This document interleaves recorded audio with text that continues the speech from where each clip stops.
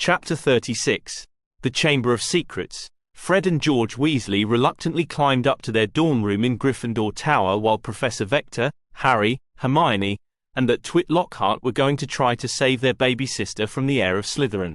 After the things they'd already seen and heard her do, they quickly agreed that they would trust Hermione with their lives, as much as they trusted themselves, anyway. She obviously thought the world of Professor Vector, too, and Harry had done some pretty impressive feats himself. But this was Ginny they were talking about. They would do anything for her, and it was painfully obvious that they'd been ignoring her real problems all year. If she didn't come back from this, they'd never forgive themselves.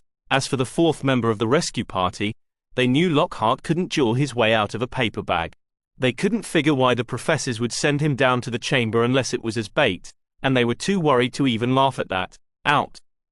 Fred shouted the moment they burst into the dorm room. Kenneth, Lloyd, and Raphael were all too scared of the twins to dare to question them, and they fled from the room at once. Lee Jordan, however, hesitated and clapped a hand on each of their shoulders on the way out, saying, "I'm sorry, mates. I hope she's okay." "Us too," Lee, George said. Fred and George Weasley were most definitely not content to twiddle their thumbs and wait to find out what was happening. Once the room was clear, Fred plunged a hand into his robes and pulled out the one secret they kept from Lee. "I solemnly swear that I am up to no good." The Marauders map unfolded, page by page, floor by floor. They immediately turned to the fourth spread, which showed the second floor, and found Myrtle's bathroom. Inside the little square were writ the names Septima Vector, Hermione Granger, Harry Potter, Gilderoy Lockhart, and Myrtle Warren. "Well, there they are," said Fred. "Yeah. Let's just hope they find the chamber," said George. "I wish the chamber were on the map," Fred complained. "We could have solved all this ages ago." They kept watching the map for a few minutes. The dots shuffled around in the bathroom a bit, but didn't move otherwise. "They're just sitting there," said Fred, "probably still talking to Myrtle. Can't be easy getting anything out of her.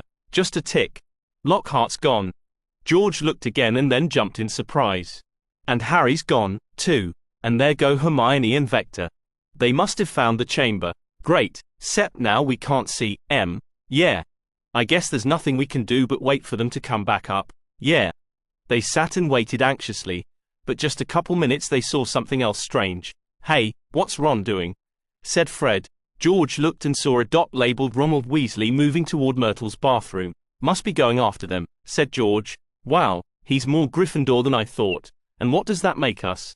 The twins stared at each other and then started to rush down the common room. Fortunately, George kept his wits about him. "Wait a minute, they'll see us leave. How did Ron get out?" Fred stopped in his tracks. "I dunno," he said, "but we're gonna need a distraction." A minute later, something very strange happened, especially for a dire situation like this. A filibuster firework exploded in the Gryffindor common room, sending the students running for cover in terror of another attack. "It's crude, but it worked," Fred said as they jumped out the portrait hole. And they took off down the corridor, but they'd barely made it a few steps before George stopped and hissed, "Abort! Abort! Snape's coming! Snape! What's he doing there?" Fred whispered, sneaking a peek at the map. "I don't know, but we've got to go back in and try again when he leaves. We'll never get past him." "Well, that's just great," Fred growled, but he followed his twin back to the portrait of the fat lady. Unfortunately, this one time, they weren't quite fast enough, and Snape spotted them climbing in as he rounded the corner. "Messrs. Weasley," the greasy git snapped. "Under the circumstances, I will assume that you were a bit late in returning to your tower." The twins glanced at each other nervously. "There has been a change of plans. Your parents have just arrived in Professor McGonagall's office. Go find Percy and Ronald so that I may escort you to them," he grumbled. Fred and George exchanged a nervous look as they realized they'd just lost their chance to help. This wasn't going to end well. Ronald Weasley was not going to take the kidnapping of his little sister lying down, either, doubly so when his two best friends were putting themselves in harm's way to save her. By the time he made it back to Gryffindor Tower, he already had a plan. Maybe not his best plan, but he had a plan. He rushed up to his dorm and set upon Harry's trunk, ignoring the questions of Neville, Dean, and Seamus. In a few moments, he found Harry's invisibility cloak and raced out of the room, unseen. Ron rushed through the corridors, narrowly avoiding Snape, among other teachers, until he came to Myrtle's bathroom. Inside, he found no sign of any live people, but the whole place was filled with Hermione's blue fire, and one sink seemed to have been ripped away, revealing a huge open pipe. He pulled the cloak partway off, revealing his head. Ahhh. Myrtle shrieked like she'd seen her. Never mind. Myrtle, calm down, it's me, Ron said.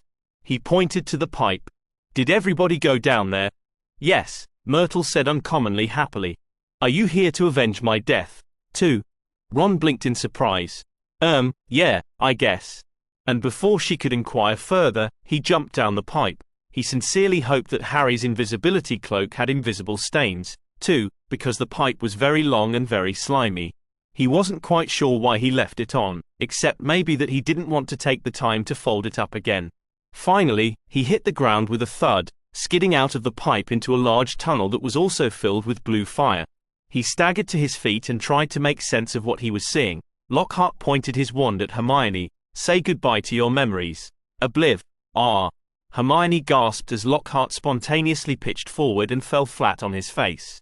At that moment, the ropes binding her snapped by accidental magic, and, acting on instinct, she ran forward, kicked Lockhart hard in the stomach with a satisfying thud, and grabbed all four of the wands from his hands. It was only then that she looked up and tried to figure out what had interrupted his spell, and Ron pulled off Harry's invisibility cloak and appeared out of thin air with a half grin on his face. Been wanting to do that for months, he said. Ron. Hermione jumped over Lockhart's winded form, grabbed the red-headed boy, and hugged him for all she was worth. Oh, thank God. Thank Merlin. That was too close. Thank you, Ron, thank you. Wow, Hermione. I didn't think you'd be that happy to see me, Ron grunted, clearly struggling to breathe under her grip.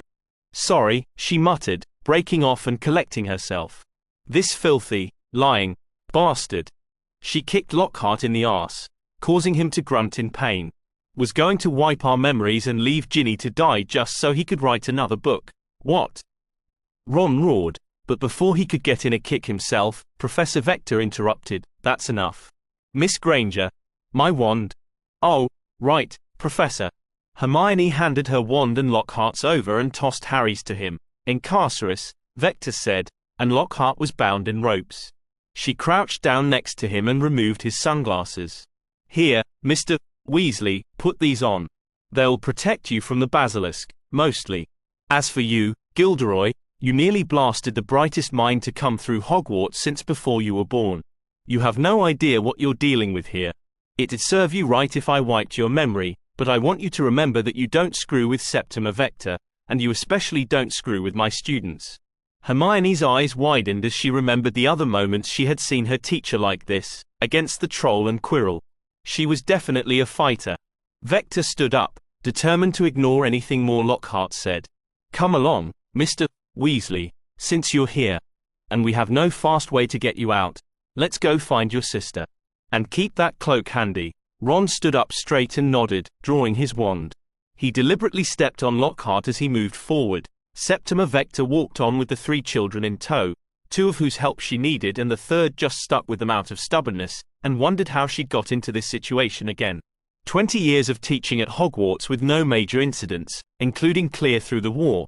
And now, the same three children had come into mortal peril 3 times in the space of 2 years, each time with her as the only adult around to help them. The thought crossed her mind that Harry Potter might be cursed, not that that would stop Hermione from being his friend. If the girl could survive a basilisk, she wasn't sure anything could stop Hermione. At least that's what she told herself. The girl in question was moving holding a jar of bluebell flames aloft for visibility and casting the charm around the corridor every so often. Wand at the ready, though she really didn't have much idea what spells to use against a basilisk, Vector tried to keep in front. Rounding another bend, they came upon a wall on which 2 emerald-eyed serpents were carved. At once, Potter made that eerie hissing sound that made her shudder in her shoes, and a door slid silently open. This, they realized, must be the true Chamber of Secrets. It was high and vaulted like a macabre cathedral, supported by towering pillars carved like serpents, barely visible in the dim light and stretching out and disappearing into the shadows.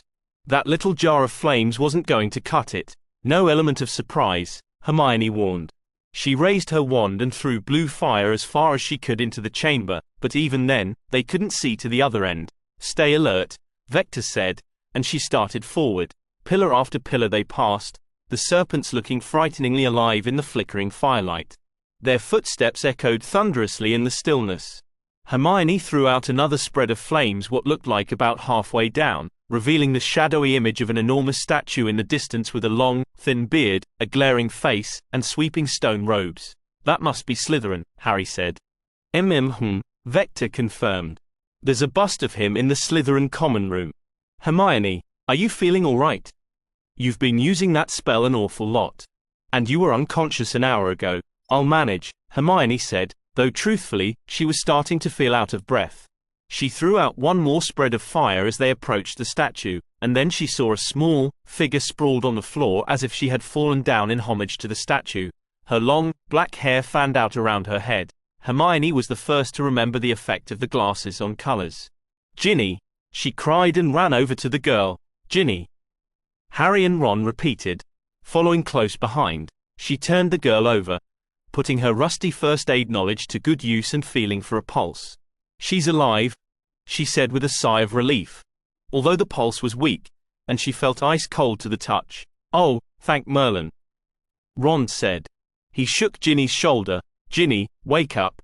We have to get out of here." Ginny flopped around limply. "Wake up," he said more frantically. "Maybe the basilisk knocked her out somehow," Hermione suggested. "Let's just find a way out and get her to Madame Pomfrey." She and Ron started to pick her up, but then a deep voice said softly from behind them, "She won't wake." The four of them spun around to see a tall, handsome, dark-haired boy of about 16 leaning against a pillar.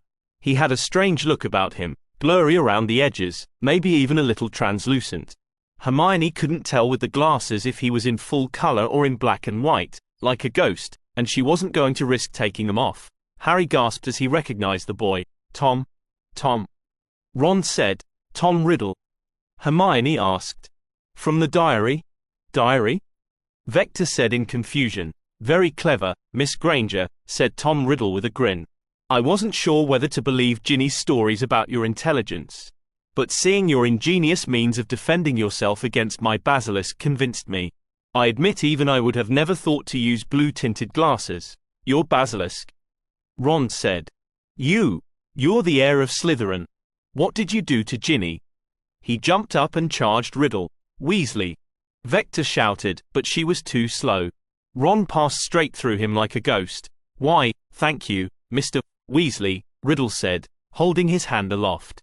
Impossibly, he had picked Ron's pocket and was now holding the redhead's wand in his hand. What are you?" Vector asked fearfully. She'd never heard of a spirit doing that, and she could practically smell dark magic on him. She had a feeling negotiating wouldn't do much good here. "A memory," Riddle said. "Preserved for 50 years in my diary." He motioned to the stone steps at the base of the statue, where lay the diary Harry had found in Myrtle's bathroom, and then, looking back and forth between Ginny and the black book, Hermione finally remembered where else she had seen it before. "Oh, my God, I'm such a fool!" she cried. Everyone turned to stare at her, even Riddle. "I saw Ginny with that diary the day we went to Diagon Alley. She asked me if it was mine. She didn't know where it came from, but she started acting funny the day after she got it. I never even thought of it again," she said sadly. "Oh, yes, Miss Granger," Riddle said, his evil grin growing wider. "Of all the people in the school, you came the closest to derailing my plans. Even closer than Percy, despite his constant snooping. I was expecting a girl with no friends her own age, who despaired over coming to school with second-hand books and robes, who was constantly teased and overshadowed by her brothers." Ron's face turned eerily dark through the glasses, which meant he was flushing deep red. "And then you came along and befriended her, giving her a real human being to prattle to about all of her pitiful worries and woes, forcing her brothers to recognize her Quidditch skills, helping her prank them back when they pranked her. You very nearly wrenched her from my grasp."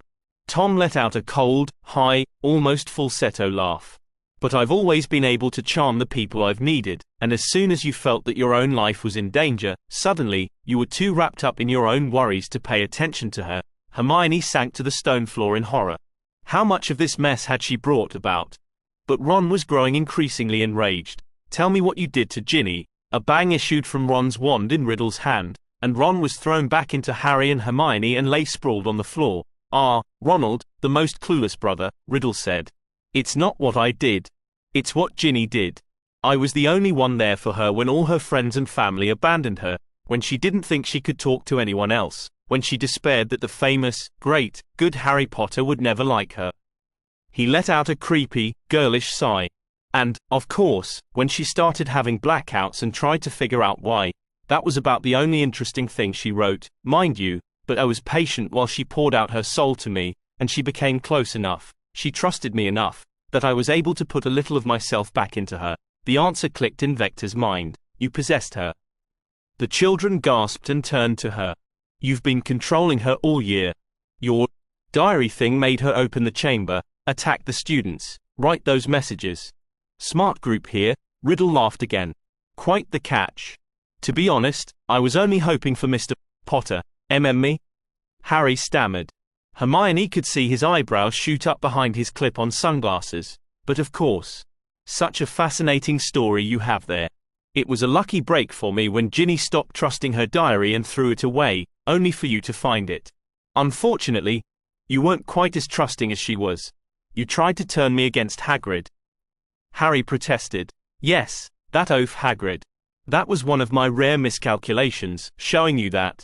You saw through it almost as fast as Dumbledore did, and I spent the next 2.5 months trapped at the bottom of your trunk. I was most displeased when Ginny panicked and stole the diary back, but I had to make do. I was sure I could lure you down here if one of your little friends was attacked, but then, I seem to have underestimated you, Miss Granger, the brains of your little trio. As soon as I saw that the blue glasses had protected you, I knew you'd solved the mystery, and I had to move up my plans." "Taking Ginny," Hermione said. Riddle smiled and nodded. "What the hell did you do to her?" Ron shouted. "What? Haven't you figured it out yet, Weasley?" "No. PFFT. Children these days. Perhaps you, Professor. You were a Slytherin, weren't you? Seen a fair bit of dark magic in your day?" Vector shook her head. I've never seen." She stopped and looked at the Weasley girl, and then took another, careful look at the strange boy. "You're drawing on her life force, somehow," she said. "You've got more solid since we came down here. You're using her to... what? Come back to life. Oh, bravo, Professor. 10 points to Slytherin. That was a difficult one. Yes, Ginny poured enough of herself into me for me to leave the pages of my diary at last. And the process is nearly complete." Ron tried to leap to his feet again, but Harry and Hermione held him back. "He was no good without a wand. You let her go?" Vector shouted. "Stupefy." The professor's stunner passed straight through Riddle's head. He laughed evilly and brandished Ron's wand. "Ah. You can't hurt me, but I can hurt you. I suggest you behave, Professor. I have questions for Mr. Potter." Here, Harry's nostrils flared. "Like what?" "Like how you, a scrawny boy of no great magical talent, defeated the greatest wizard of all time. How is it that you came away with only a scar while Lord Voldemort's powers were destroyed?" Vector and Ron gasped. "Why do you care?" Harry said defiantly. "Voldemort was after your time." At this, Riddle laughed the most heartily that he had all night. His laughter echoed through the chamber as if reaching to the deepest depths. "Foolish boy, do you still not see?" he said. He raised Ron's wand and began drawing letters of blue fire in the air. Tom Marvolo Riddle. Hermione was looking for it once, and she gasped when she saw it. Then, with a flourish, Riddle guided the letters to rearrange themselves. Then, Vector must have seen it too, because she gasped and started shouting the nastiest spells she could think of before he finished. Reducto. Brachium amendo. Defodio. Viscera. Expelliarmus. Riddle said lazily as the curses passed through him, some of them blasting craters in the chamber wall. Vector's wand was flung from her hand. In the air between them, the letters had rearranged to spell. "I am Lord Voldemort." "Voldemort," Harry whispered. "Not again," Hermione mumbled, flopping down on her hands and knees directly beside Ron. Ron looked like he was about to faint. "You see, Potter? Not one of you can touch me, Riddle," Voldemort said. "You cannot stop me. Ginny will die. And Lord Voldemort will return, very much alive. No." All eyes turned to Hermione. She seemed to be trying to scramble away in a panic and looked to be unable to get a grip with her hands and feet. No. No. No. No. No. Suddenly, she staggered to her feet and ran away as fast as she could. Hermione. Harry cried in disbelief. Hermione. Ron said. Riddle just laughed again. Run all you want, girl, he called after her. It's too late to get help. Well, Mr. Potter, it looks like your friend is still the same scared little mudblood as ever. Running away when things get too tough. Hermione's 10 times as good a witch as you are a wizard, he said defiantly. From what I could gather, your mudblood couldn't even take on Draco Malfoy herself when she thought he was the heir of Slytherin. She's just one more person who says she's on your side, but you can't rely on when you really need help. Just like your teachers, who ignore all of your concerns. Just like Dumbledore, who left you with such awful relatives. Oh, yes, Ginny told me everything. Albus Dumbledore is the greatest wizard in the world. He's the only one you were ever afraid of. Albus Dumbledore has been driven from this castle by the mere memory of me. You're wrong. Harry leveled his wand at Riddle, even though he didn't know what he'd do with it. His face was white as he tried to bluff Riddle. I'm with Dumbledore. We're with Dumbledore. Every single teacher in this castle is with Dumbledore. They told us so. He'll never be gone while we're here. Riddle started to laugh again, but he froze. Music began to fill the chamber. An unearthly music. Harry, Ron, and even Vector were convinced it was the most beautiful music they had ever heard, a sweeping, courageous, uplifting music. And then, a huge bird, as large as a swan, appeared on top of a pillar and swooped down to land beside Harry, dropping something at his feet. The bird was a deep midnight blue in the glasses, but it seemed to shine like starlight around the edges, and its eyes glowed like sapphires. Harry had never seen the bird in its prime, but he knew the shape at once. Forks? He said. Forks! Vector exclaimed, relieved at the help. A phoenix, Riddle breathed.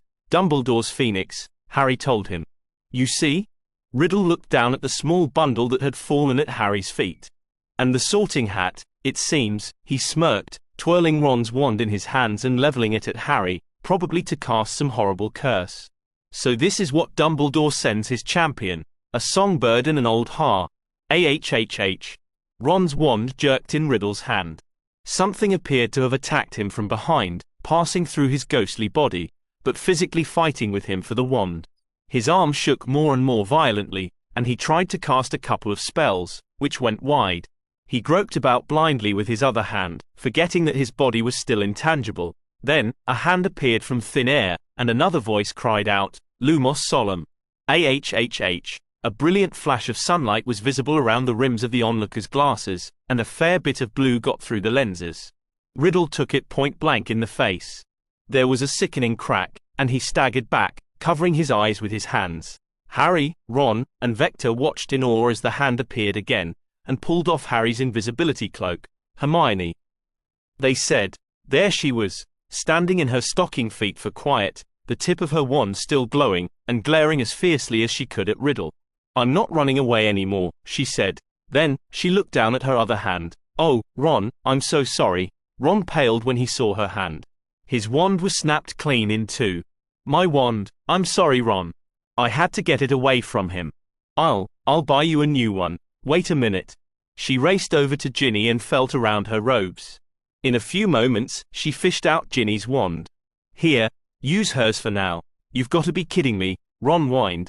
But he took Ginny's wand. They heard a growl. Forget the questions, Riddle said. Then, he let out a long string of hisses. There was a stony grinding sound, and the mouth of the huge statue of Salazar Slytherin opened. The basilisk. Run! Harry yelled. He snatched up the sorting hat and backed away, trying to hiss back. Parseltongue won't save you now, Potter.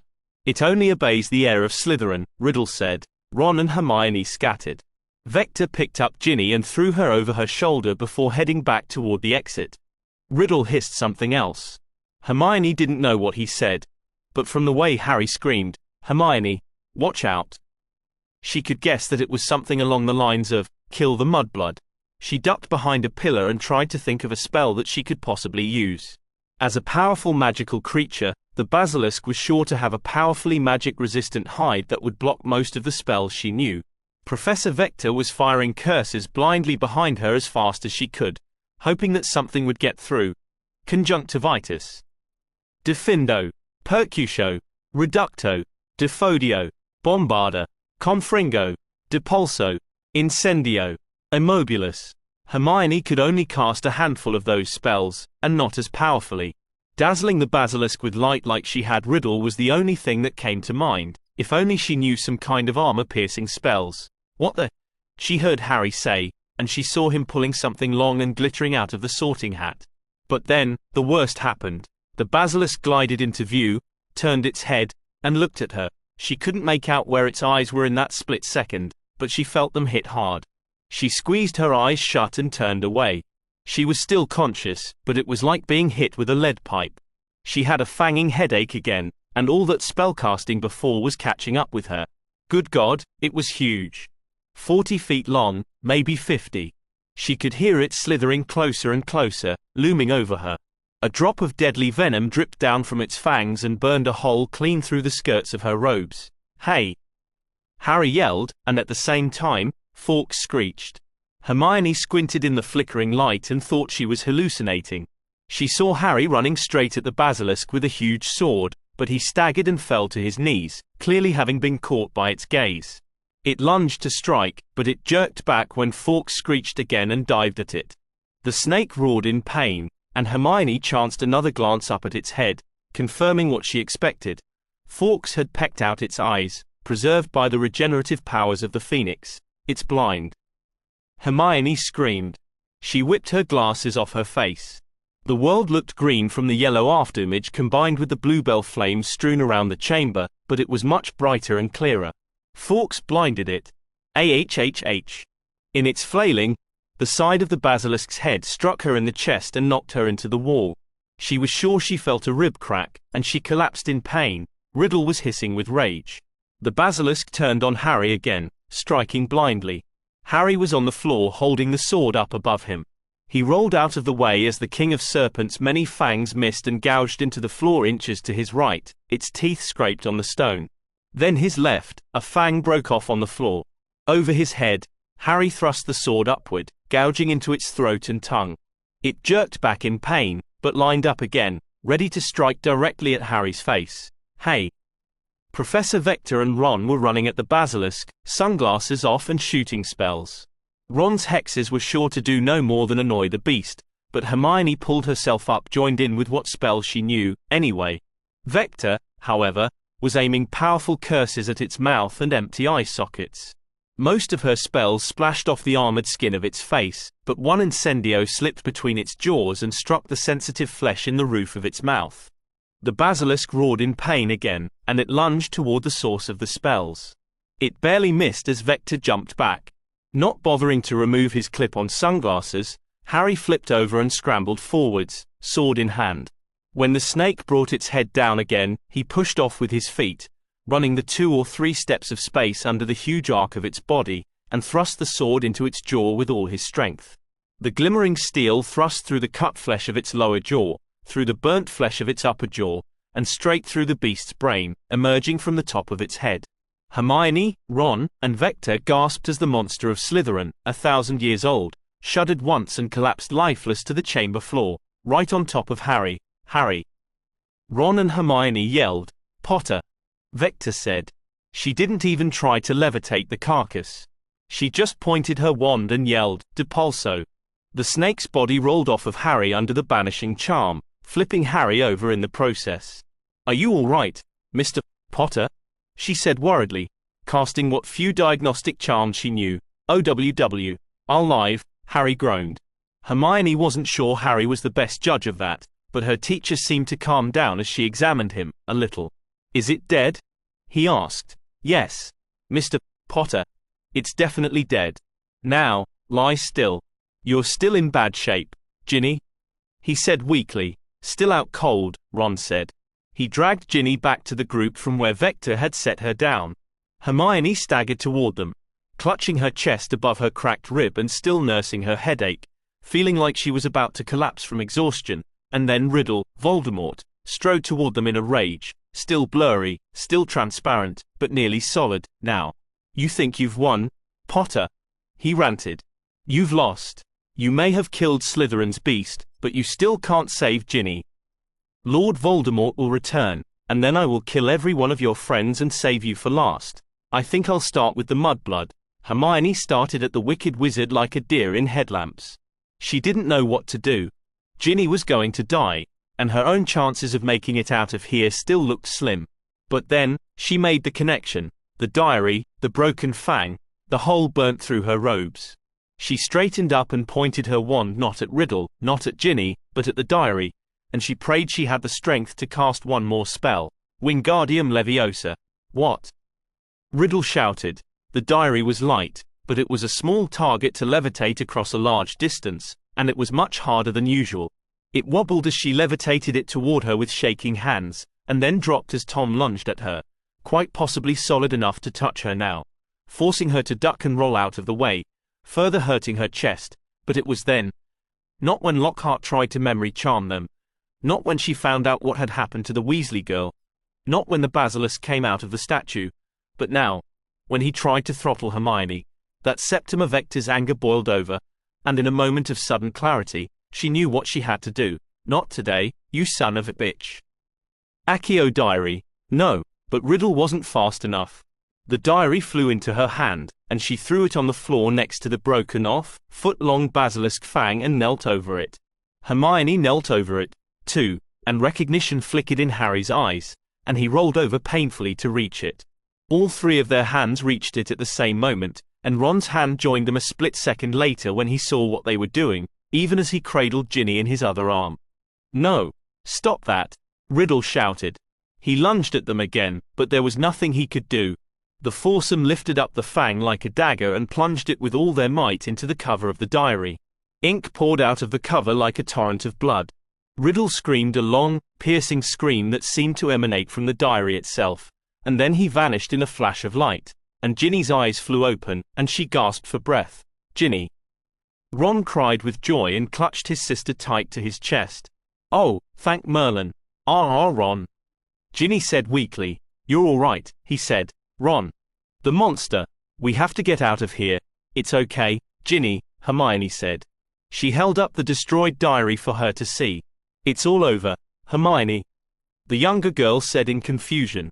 Her eyes wandered from the diary to Professor Vector to the dead basilisk to Harry lying in pain on the ground. "Harry?"